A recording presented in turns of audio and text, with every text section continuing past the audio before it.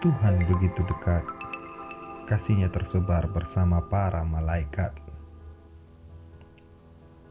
Dalam keheningan malam, angin malam itu terus berhembus sepanjang jalan. Tetapi langkah kakiku masih saja tidak berhenti untuk melangkahkan setiap jejak langkahku. Walau dengan penuh rasa yang bergejolak, yang datang dari dalam jiwa ini, dengan tetesan keringat yang serasa kian membeku, aku tetap melangkahkannya, berharap jalan ini tidak ada ujungnya dan akan tetap kutelusuri. Tetapi suara malaikat itu kini sudah semakin dekat, dan seolah dia tepat di telinga, sedang berbisik, yang mengatakan ingin membawa semuanya yang ada pada pikiran dan perasaanku terbang melayang kepada suatu alam yang belum pernah kudatangi sebelumnya. Tetapi tempat itu telah kurasakan keberadaannya dalam setiap ruang dan waktu yang masih ada dalam perjalanan cerita hidupku. Pada suatu titik, langkah ini berhenti. Hawa malam berganti seolah badai panas dari matahari sedang bergerak ke arahku, sedang berdiri. Tanpa berpikir lama, aku segera menciptakan dalam imajinasiku suatu kulkas yang berukuran 2 kali 3 meter dengan tinggi hampir 2 meter. Aku pun langsung memasuki ruangan pendingin itu seketika, tetapi yang terjadi semuanya adalah di luar dari imajinasiku. Ruangan tersebut tidak cukup dingin untuk mendinginkan badai panas matahari yang sedang menghampiriku. Aku hanya dapat berharap malaikat yang berbisik tadi datang kembali kepadaku, tidak sekedar berbisik, tetapi membawa aku kepada suatu tempat yang digambarkannya ketika itu. Mungkin aku sudah kehilangan arah, yang menjadikan aku hanya mengharapkan kedatangannya untuk yang berikutnya, karena tubuh ini tidak dapat lagi untuk menahan hangatnya badai ini.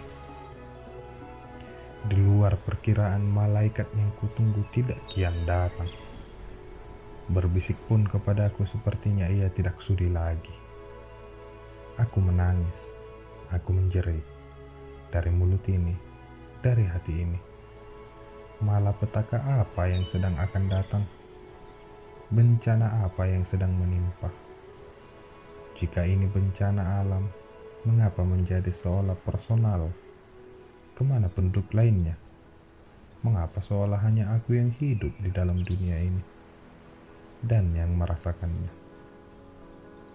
Tubuhku terkulai lemas, napasku semakin berat, mataku mulai gelap, mulutku pun tidak dapat lagi berkata.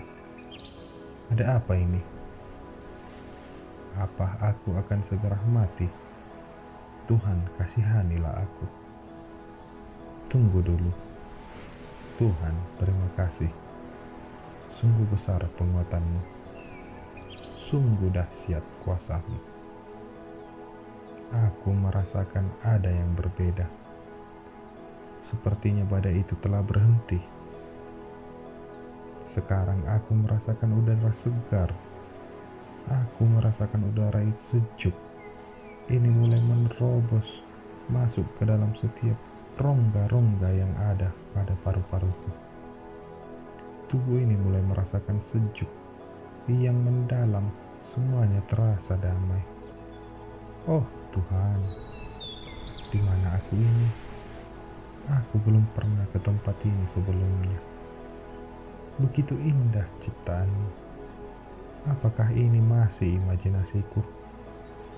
Indahnya laut, putihnya pasir pantai, hijaunya pepohonan, Dihiasi bunga-bunga mekar ini melengkapi semuanya dalam suatu kondisi tempat yang kurasakan surga di bumi.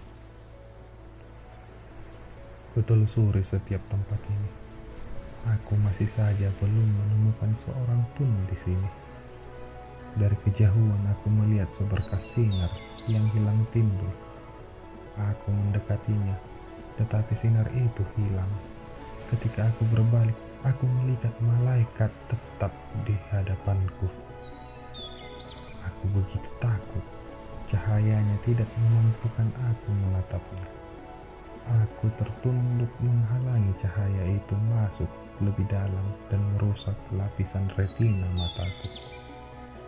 Terdengar suara, "Jangan pernah meminta keringanan, mintalah penguatan." Ini adalah tempat yang kuceritakan kepadamu. Ini bukan lagi sebuah imajinasi, tetapi adalah sebuah kondisi. Ini bukanlah sebuah tempat, karena tempat yang indah itu ditentukan oleh kondisi perasaanmu. Oleh karena itu, jadikanlah kondisi yang baik agar perjalanan hidupmu pun indah, dimanapun tempatmu berinjak.